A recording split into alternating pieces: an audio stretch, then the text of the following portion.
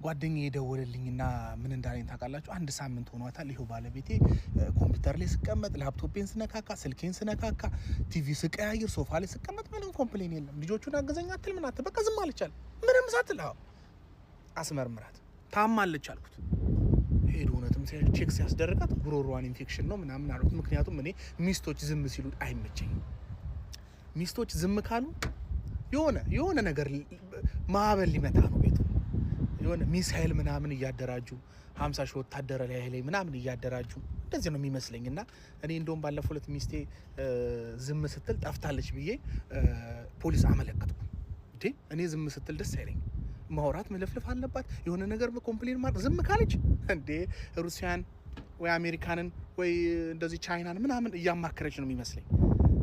የጦር ሰራዊት ምናምን 50 ሺህ ወታደር ልትልክብኝ እንደዛ ነው የሚመስለኝ። ኧረ ዝም ካሉ ችግር አለ። ተደራደር